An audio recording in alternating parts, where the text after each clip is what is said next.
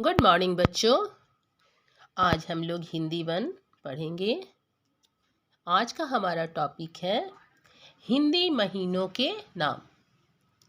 बेटा, आप सब ने अंग्रेजी में महीनों के नाम जाना है। आप सब अंग्रेजी महीनों के नाम जानते हो। अंग्रेजी महीनों के जो नाम शुरू होते हैं तो साल का पहला महीना होता है जनवरी, यानी कि हम लोग न्यू ईयर मनाते हैं जनवरी मंथ से। और अंग्रेजी महीनों का अंतिम महीना होता है दिसंबर, यानी कि ईयर का फर्स्ट मंथ हो गया जनवरी और एंड हो गया दिसंबर, राइट। लेकिन आप लोग हिंदी के महीनों के बारे में नहीं जानते हो। हिंदी के महीनों के जो नाम होते हैं वो बिल्कुल अंग्रेजी के महीनों के नाम से अलग होते हैं, ठीक है। हिंदी में महीनों के नाम जो बिल्कुल भिन्न होते हैं। हिंदी कैलेंडर के अनुसार साल का आरंभ अप्रैल के महीने से माना जाता है।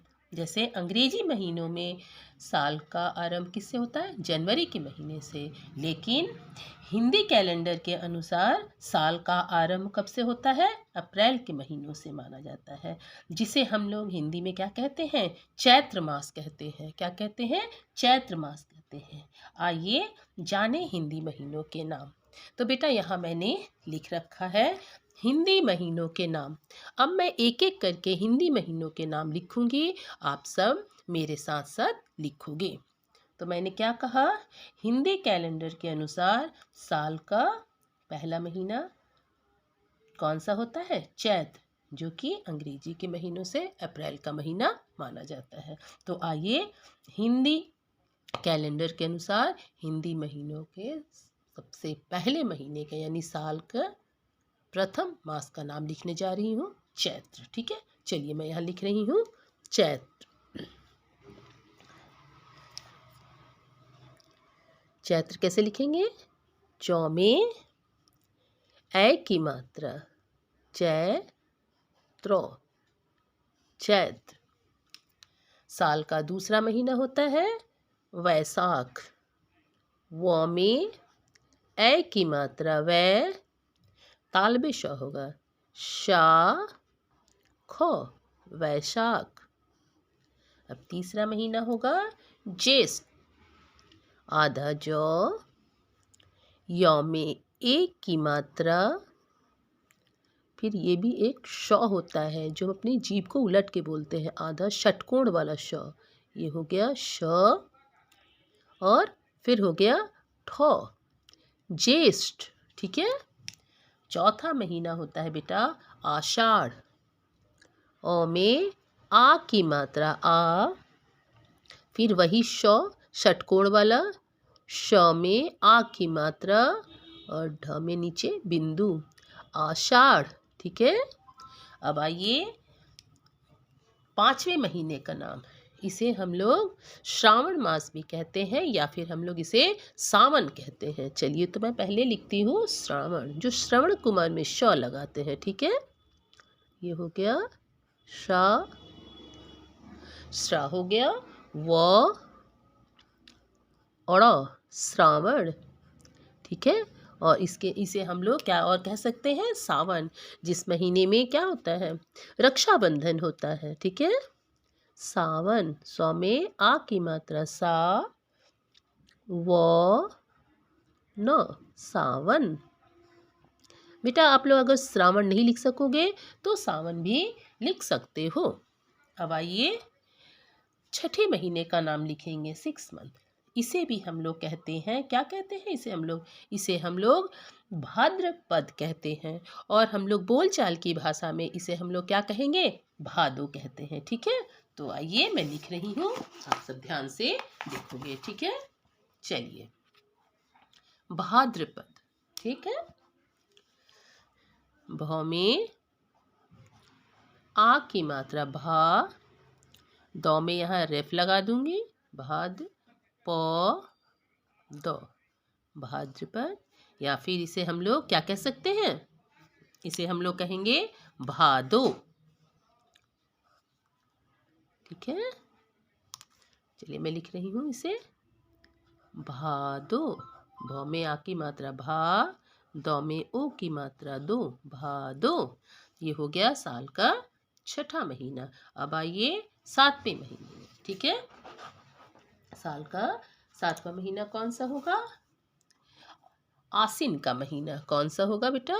आसिन, ठीक है। आसिन, ओ में आ की मात्रा आ, आधा तालव्य श लिखेंगे, उसमें छोटी ई की मात्रा लाएंगे, सी व न, आसीन। इसको क्या कहेंगे? आसीन। इस महीने में पता है क्या होता है? इस महीने में दुर्गा पूजा होता है, ठीक है। इसके बाद हम लोग लिखेंगे 8वां महीना होगा हमारा कौन सा? कार्तिक का महीना।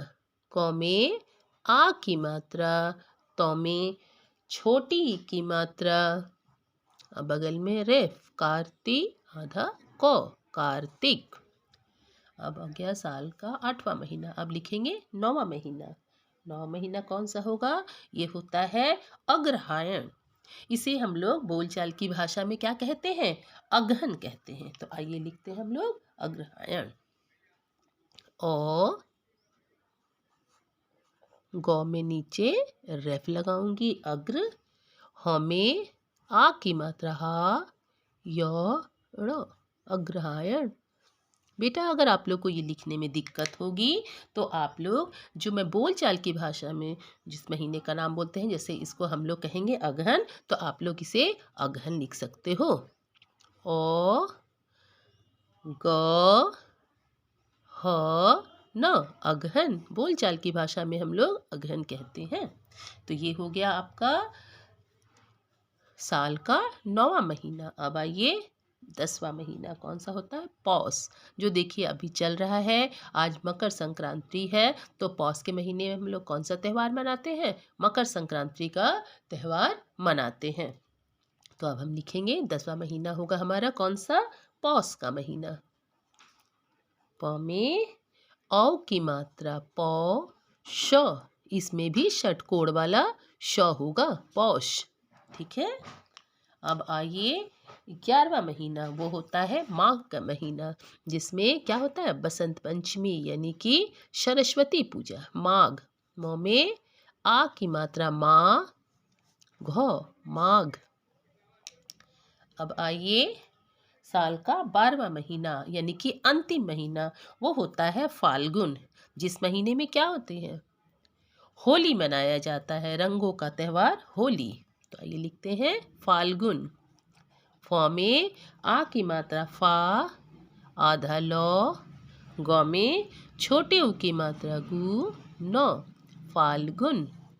तो आप सबने देखा, यहाँ मैंने हिंदी महीनों के नाम आप सबको लिख के बताया। पहला महीना चैत्र, दूसरा वैशाख, तीसरा ज्येष्ठ, चौथा आषाढ़, पांचवा श्रावण या सावन, छठा भाद्रपद या भादो, सातवां आसीन, आठवां कार्तिक, 9वां महीना अग्रहायण या अगहन, 10वां महीना होता है बेटा पौष, 11वां महीना हो गया माघ और 12वां महीना हो गया फाल्गुन। तो मैं फिर एक बार बता दूं, हिंदी महीनों की शुरुआत चैत्र से होती है और अंतिम होता है फाल्गुन। यानी हिंदी महीनों का पहला महीना, प्रथम मंथ जो होता है, पहला महीना जो होता है वो चैत्र होता है और अंतिम महीना जो होता है वो फाल्गुन होता है, ठीक है। तो मैं उम्मीद करती हूँ आप सभी बच्चों को समझ में आ गया होगा। इसे आप लोग अच्छी तरह याद कर लोगे, ठीक है। फिर एक बार बता रही हूँ, अंग्रेजी महीनों की शुरुआत जनवरी से होती है और ख़त्म होता है दिसंबर पे, लेकिन हिंदी कैलेंडर के अनुसार हिंदी महीनों की शुरुआत चैत्र से होती है और इसका अंतिम यानी अंतिम महीना कौन सा होता है? फाल्गुन का महीना होता है, जिसमें हम लोग होली का त्यौहार मनाते हैं। तो उम्मीद करती हूँ सारे बच्चों को समझ में आ गया होगा। बाय बेटा, अगले क्लास में हम लोग फिर मिलेंगे। Bye, take care.